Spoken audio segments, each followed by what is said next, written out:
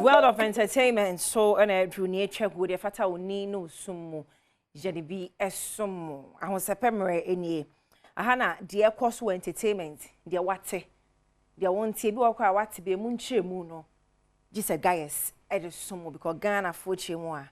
Ghana's entertainment perfect. When you start Sunday, where do you go? The radio Sunday be a guy. Only na who are seen we na do your hoda. Amen. And then you just say, on the show no.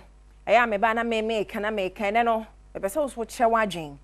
And that pan they show them in the moana age. It's my mobile phone lines named Tremor. My cash story no book or fill across saying guys. Eh who? Oh, fill out upon social says that Sunday was this, was that I'm the year. It's another my shudder. Say as some no me can who munche mo afa hu kime. O feel be afa hu kime. Woni feel na pinche mo afa na bisa. Make sure watch your life and call it 030221170124 030221170124. Mama kan samon show. Artists are Ghana ha say en saka list say omo cash out big time. I say digital platforms no Spotify, YouTube ni ade no. Omo aye say omo din aba ye chese omo cash out Shatawale. Ewom can promise ewa Marie ewom just say Jackie squad near more. Now the top chat no. Amario. Hey. Girl na mo so onye Ghana ni no. What the afam so say men kan chem say munyai sa oko school ko secondary school. Ewa ha. A wono wote Ghana na nsen ya no kopie mu amano ne. Na mo kan ya na maye no ho say na onye Ghana ni Amario so on pesa. Girl no see a good one of our own. Ono na top with $120,772. He was mobile. It's kind of so. Let's stream some kwa baya ni share gunu. $120,772. We are Marie friend say can promise na twaso. Can promise nya $43,573. Hey was mobile. And na pay me check you see this one more. I'm say you busy. Many grab process you see this. Can promise $43,573. You can I think Shatawale netwaso. Shatawale nya $21,650. Hey, osman ana na umumi. Scan ehu now. Hey. Ena kwesiata twaso. Kwesiata nya $14,394. Nesi biso dollars. Oyi anu akidi netwaso. Kidding at $16,214. And I could smoke a ratchet. Could smoking at $9,217. For $9,927. Hey, ska buy Yajiska. Yeah, was money Yajiska ho. Yajiska. Hey, was there crumbs can YP and a lefic. Shashamama Yajiska. It's a boy, no. Cash your baby o favorite to send you no stream obi twa na wakotwe o favorite we he na wo bisa me once am abobodi Shatawale can promise Marie kwasiata kidi kwaku smoke o favorite un stream ne nyom o just say odofo download no wakotwe emwa me it is a one two favorite dey anya se onya ade o ya ade ne mum download ya o de o pe free download ti ama odofo no enim. We saw what issue be one afre me. 030221170124. Also body ahwenyo ma wati Yajiska lefik o se krum skini na YP. Enti we favorite no wonim no. How was that say o stream omonyom no. Na jai download. Ya no kogogo o pe free download so abone artist nyuma sha no otwe. Emwa no. Se sika ya no mu hwie o favorite $120,000. $43,000. We shall me against Canaso. Say, TGMA funds so at the atom say call for nomination. Music producers, sound engineers, artists. A happen I was our frame. Because TGMA no, ye we are and some idiot doors. Now when I was saying artist of the year, and I most popular so say, but ningin name on that one found one shame. Ningin name we are for nomination no.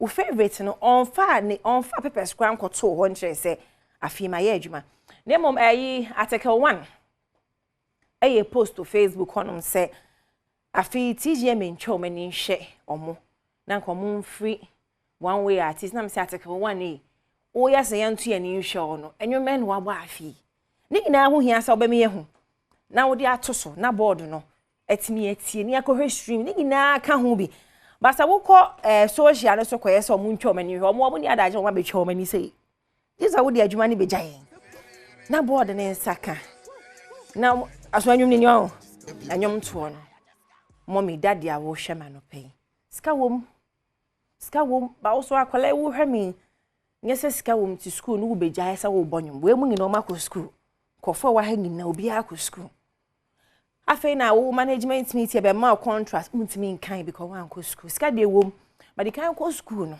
na hu di intro myself ya ma contractor wetimi aka wachan ko wan kọ sign there warrant to kọ school ne ma wate etimon fa na TGMA for Adi abeto so se call for nomination na se mrene ngedru mempe obete wodwe wo mempe o we na wasanke efa unim nipa wo so fa mrene ni se obe present o works no na o mahwe 030221170124 030221170124 obi aba homa no so ho wo de fela na ma na abebisa me nchire mu. Good morning.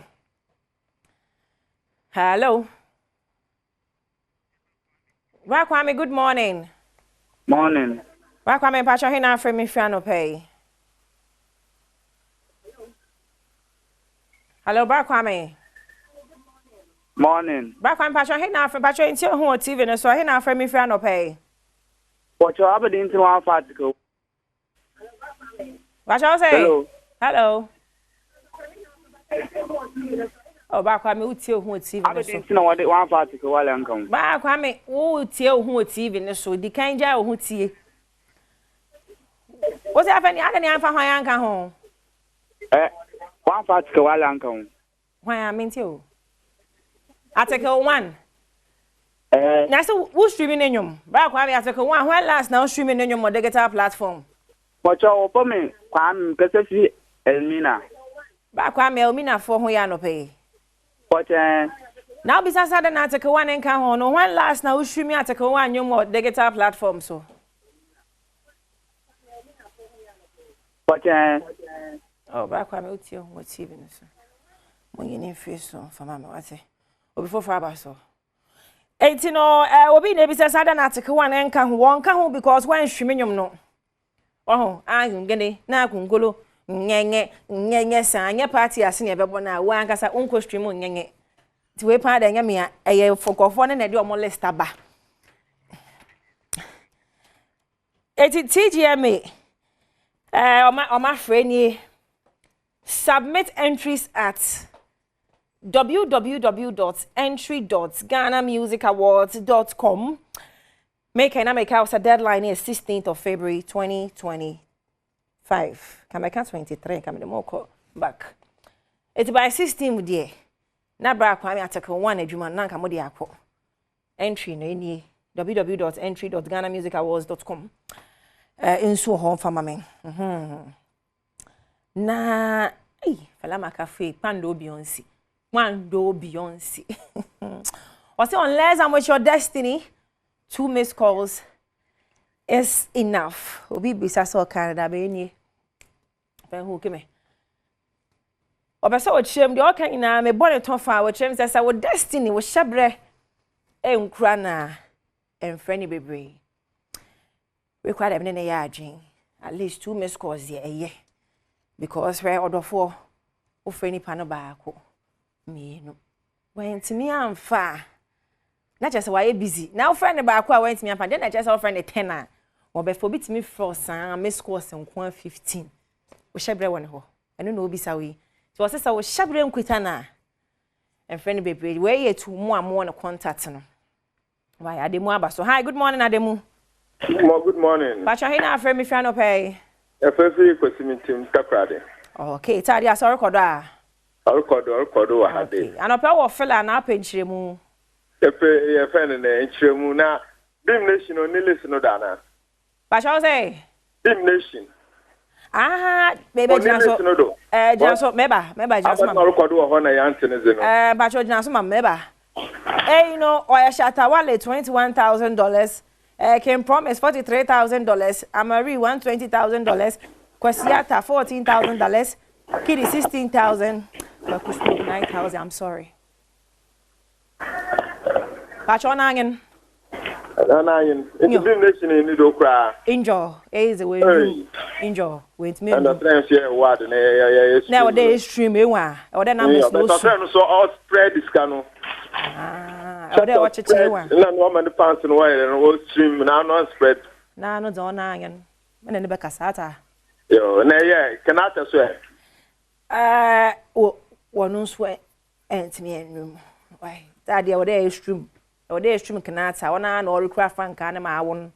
Or they stream at a CP or Ubia Bado. Good morning. Good morning, the guy is queen. Hi, darling. I ain't from if you no pay. Feel free, I couldn't have Chromobia where. Oh, yeah, okay. Oh, a fella na pension. No, Philippa, you to me now. Equal. Shatawa name Sama Bano, and we near pass it. Obit me. I did an angel for no obit me, really more songs than if you beat me to navigate from kind. Please come again. Shatawa name Sama, the African, I'll say an angel for or release me, beat me. Or wait me release the angel for now or the Abana with your conquer. Okay, any by fear that day, may assure some in Sabecana, may yet now, so why? What's a Shatawale new song go home? Okay, you any fear that may yet now, so that's so free. Yeah, can new song, Yasemia, you know. On say, Obi change Shatawale, dear, but they have been say, pen was a me the hook you are. I get fresh from the oven, no. A Joyce, blessing. One King Paluta gospel meet wiase no bi kan asem say nyankopon ba ma de moyefo no enti mo amobisa sade no feature King Paluta se ne be ye wiasefo no obetwe akra ama Yehowa enyom ne boss so rough it's you're correct wo dem kotie be me mo ha ma mo pesa me mo ma na make an stream yankofo sika pai ko stream Ghana music mami ko na ko streami efa mame title ye correct Joy's blessing obi na kan Joy's blessing one King Paruta achi apai edem na guy na deliver verse bi was for the four we nge wiase asem we nyame asem ne ye kan ekoso the gospel according to King Paluta on the street of Kumasi was mobomma no ne koso rough wate abeso tie kakra me mo kakra me mo kakra bi ma o o dey take kakra bi keto because stream media come on why Mr. Weber fa hook I say omo pe download o nye so ko stream because my bonyum ni na fala but this is a brand new one from Joy's Blessing featuring King Paluta also no say here pube tu asroche bebo no na bra bo mun sem no dey to so we have to send me and you know won't you flyer na home o kwotro na Joy's Blessing feature na King Paluta say be fresh won nipa King Paluta onye nyame ba hey yesu ma ere nyame nwe here da sipi yame odo ye nyina especially abonye for odo ye papa ti mun twa so na mun tie nyum no why Brakofi good morning hello Brakofi oh Brakofi ntimi nyina so ntia nyum ni fresh wa adwume se na me mo na edi dwumadie no yenko atake one me kan so kan simbi no say enkofo edono e wo VGMA stage na sania ekeka kono obi abaso sania atake one ekeka kono obi e wasa wo try enkofo a omuhia wo stage no so no ye 1 2 or past performance you wasa wutime to na yetimi analyze say o my energy because na no ba ko bia o ye say yenye campaign o kodru so a ono atimi tie mu ma na yem hye no ye sei so akai no boy ya o ma ye campaign say ye manen perform or VGMA now ye campaign man performing on what TMA. No one ye mashano. Hey, Ghana music. Obi abaso. Hi, good morning. Good morning. Pacho hina from me fan pay. Oh, me face Achimota. Okay, Pacho kwa fela na penchemu. Oh, yes. I kakre jam me penchemu. Okay, Pacho. But me pese me board bless me. Abaso. Owo de waye no. So when it came paluta Adom. Oh, say we are say ba no. Omo mu yehwehwe ni mpa ya Christopher. Yes. Omo kwa so dem say omo kosom nyame, omo wi omo aba bontia be crusade.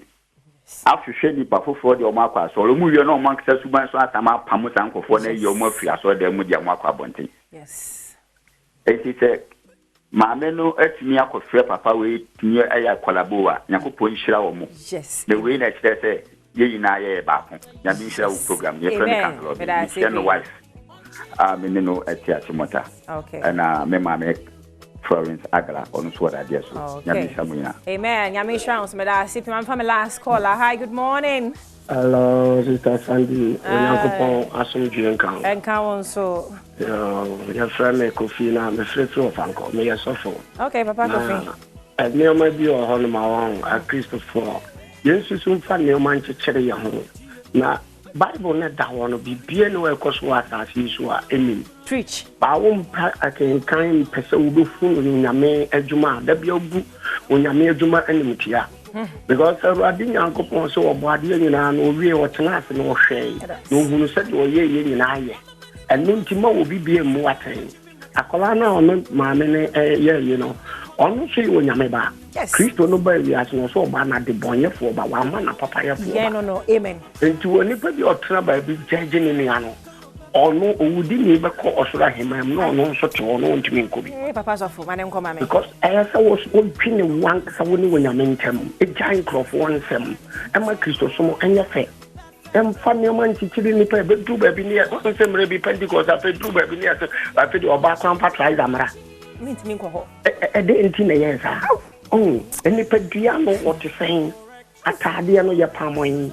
E betwam ebe du ba bi de wa tokora no na nzanya wo febiem o mfa nche biem wo ehia abrantie no hwe wo ehia wo de to nyoma hye nyame ne wonyam enti wo tie chire a won kanfo awurade. Hallelujah. God bless you when you Christian. Thank you. Kepaluta when you Christian. Thank you. Only more being free shall we as a new man so you nyame agyen ho ho man na and no be our mind. Onyankopon hira wo. O hira wo so ye papa so for the si. Fe for the si.